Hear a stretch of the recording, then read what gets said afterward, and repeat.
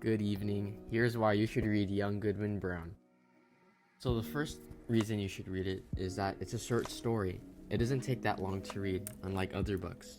So even though you're a busy student, you have time to read this. Here in the textbook, it says that it only takes around 34 minutes to read. That's just a little more time than it takes to watch one episode of anime, so you definitely have time to read the short story. Also, studies show that reading improves brain connectivity, comprehension, stress, and even sleep. So not only is the story short, but it also helps your mental health. So you may be wondering, are there any more benefits from reading this short story? Well, yes, actually. Young Goodman Brown teaches a lot of good lessons, and it also talks about Puritans, which is pretty cool. Alright, just in case you don't know who Puritans are, even though they're so cool, they are Christians who moved to America from Europe. And even though they claim to be Christian, they often didn't act that way because they would be violent towards other religions and the Native Americans. Nathaniel Hawthorne, the writer of the story, knew this, and throughout the story you'll see how he points out the hypocrisy of how they acted.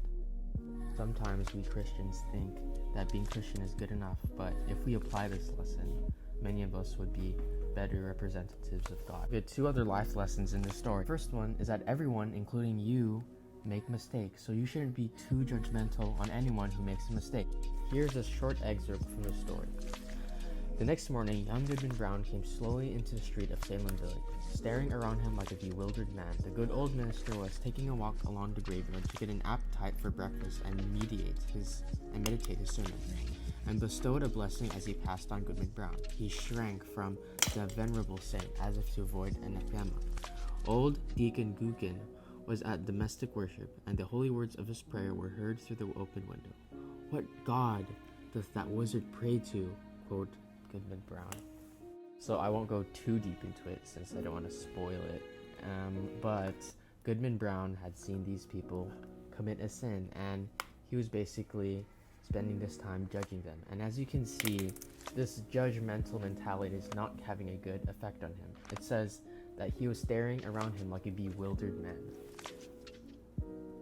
The second lesson is this: when forming your identity, your morals, your faith, you shouldn't just depend on copying society or the people around you to spoon-feed you what you should be, or else your identity will be weak.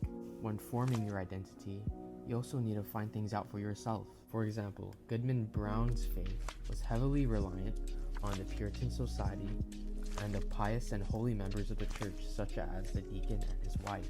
When Goodman Brown found out that these people sinned, his faith fell apart. It was weak because it was reliant on society. This may be surprising to you, but 66% of kids who grow up in church end up leaving it. I think this is because the faith that they form as children is weak. Everything is spoon-fed to them, and they just copy what everyone else in church does. So when they go out into the real world, their faith dies. Obviously, there are a lot more life lessons in this short story, but you would have to read it for yourself. Young Goodman Brown is an allegorical story, so there's a lot of symbols in it. There are many life lessons that you could get from it. So go and read it. Thank you for your time, and I hope you have a Merry Christmas.